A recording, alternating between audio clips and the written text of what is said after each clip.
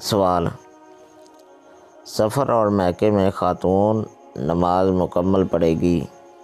جواب: خاتون نے اپنے گھر سے 92 کلومیٹر یا اس سے زیادہ سفر کیا تو راستے میں 4 فرض کو 2 کر کے سفر والی نماز کی نیت سے ادا کرے گی۔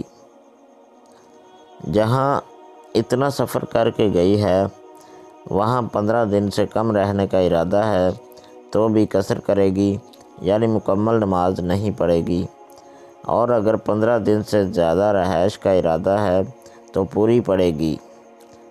خاتون کی شادی ہوئی اور اس کے میکے کا گھر 92 کلومیٹر یا اس سے زیادہ دور ہے تو سفر میں نماز قصر کرے گی، اور وہاں اگر 15 دن سے کم رہنے کا ارادہ ہے تو بھی قصر کرے گی، اور اگر 15 دن سے زیادہ رہائش کا ارادہ ہے تو پوری پڑے گی، یعنی رخصتی کے بعد میکے اب اس کا اصلی وطن نہ رہا۔ سنت اور نفل پڑھنے کا وقت ہے تو وہ مکمل پڑھے، وگرنہ چھوڑ دے۔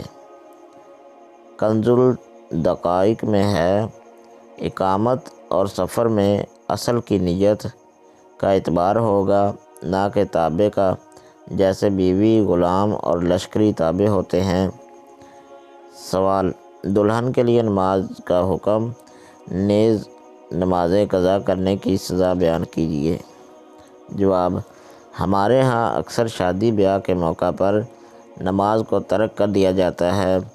خواتین میک اپ کروانے کی وجہ سے یا میک اپ خراب ہونے کی وجہ سے نمازوں کو ترک کر دیتی ہیں۔ یہی حال دلہن کے ساتھ کیا جاتا ہے۔ وضو کے بیان میں ہم نے لکھا کہ دلہن میک اپ کرنے سے پہلے اچھی طرح وضو کر لے اور وہ وقت پر نماز ادا کرے، یوں اس کا میک اپ بھی خراب نہیں ہوگا اور نماز بھی ادا ہوتی رہے گی۔ نماز چھوڑنے کی سزا: اللہ پاک قرآن پاک میں ارشاد فرماتا ہے، النساء آیات نمبر 142: بے شک منافق لوگ اپنے گمان میں اللہ کو فریب دیا چاہتے ہیں اور وہی انہیں غافل کر کے مارے گا، اور جب نماز کو کھڑے ہوں تو ہارے جی سے لوگوں کو دکھاوا کرتے ہیں اور اللہ کو یاد نہیں کرتے مگر تھوڑا۔ سورہ توبہ آیات نمبر 54 میں اللہ پاک ارشاد فرماتا ہے، اور وہ جو خرچ کرتے ہیں اس کا قبول ہونا بند نہ ہوا مگر اسی لیے کہ وہ اللہ اور رسول سے منکر ہوئے اور نماز کو نہیں آتے، مگر جی ہارے اور خرچ نہیں کرتے مگر ناگواری سے۔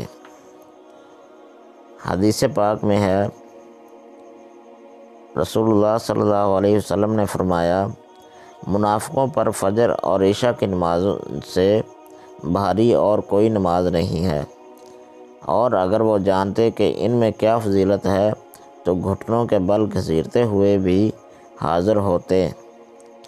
میں نے ارادہ کیا کہ مؤذن کو حکم اذان دوں، پھر وہ اقامت کہے، پھر کسی شخص کو حکم دوں کہ لوگوں کی امامت کرے، پھر آگ کے شعلے لے کر انہیں جلا دوں جو نماز کے لیے ابھی تک نہیں نکلے۔ ایک اور حدیث مبارکہ میں ارشاد فرمایا، ایک زمانہ میں میری امت کے حکمران ہوں گے جو دنیاوی امور کی وجہ سے نماز تاخیر سے پڑھا کریں گے۔ رسول اللہ صلی اللہ علیہ وسلم نے ارشاد فرمایا، انسان اور کفر و شرک کے درمیان نماز نہ پڑھنے کا فرق ہے۔ حضرت عمر رضی اللہ تعالی عنہ نے فرمایا، اس شخص کا کوئی اسلام نہیں جو نماز ادا نہیں کرتا۔ حضرت علی رضی اللہ تعالی عنہ سے مروی ہے، جس شخص نے جان بوجھ کر ایک نماز چھوڑی تو وہ اللہ تعالیٰ سے بری ہوا اور اللہ تعالیٰ اس سے بری ہوا۔ امام احمد فرماتے ہیں، ہر وہ چیز جس کا آخری حصہ چلا گیا تو وہ ساری چیز ضائع ہو گئی۔ ہر چیز کا دار و مدار خاتمے پر ہوتا ہے، بس جب انسان کی نماز جاتی رہی تو اس کا دین جاتا رہا۔